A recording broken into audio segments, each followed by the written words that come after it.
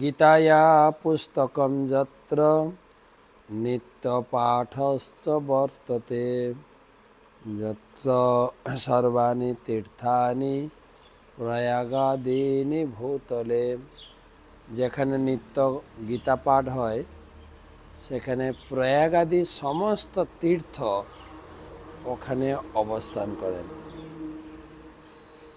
ত্রয়োদশ অধ্যায়ের 31তম শ্লোক আজকে।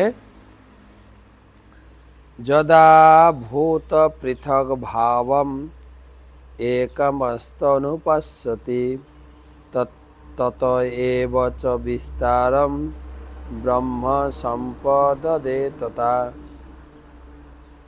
যদা ভূত পৃথক ভাবম একমস্তনুপশ্যতি তত এব চ বিস্তারম ব্রহ্ম সম্পদদে তথা। অনুবাদ: যখন বিবেকী পুরুষ জীবগণের পৃথক পৃথক অস্তিত্বকে একই প্রকৃতিতে অবস্থিত এবং একই প্রকৃতি থেকেই তাদের বিস্তার দর্শন করেন,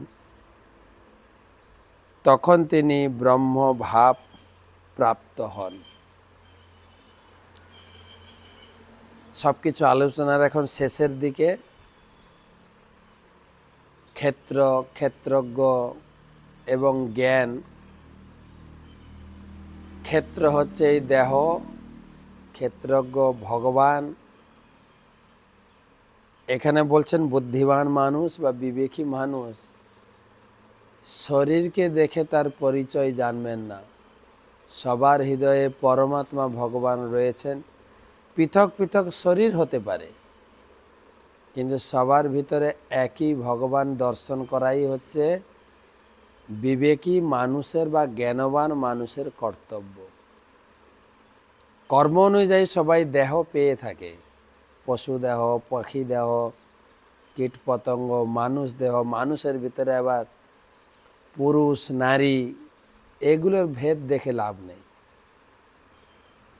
ভগবান সবার হৃদয়ে সমানভাবে রয়েছেন, এইটা উপলব্ধি করতে পারলেই আপনি আর কাউকে ঘৃণা করবেন না। বিবেকানন্দ দেব বলেছেন না, পাপকে ঘৃণা করো, পাপীকে না।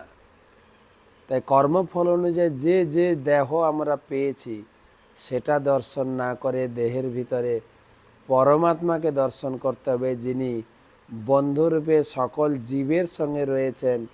তিনি হচ্ছেন ভগবান। তিনি গীতায় বলেছেন যে সুহৃদাম সর্বভূতানাম, আমি সকল জীবকে ভালোবাসি, সকল জীব হচ্ছে আমার সন্তান, সকল জীব হচ্ছে আমার বন্ধু। এইটা উপলব্ধি করাই হচ্ছে গীতা জ্ঞান গ্রহণের উদ্দেশ্য।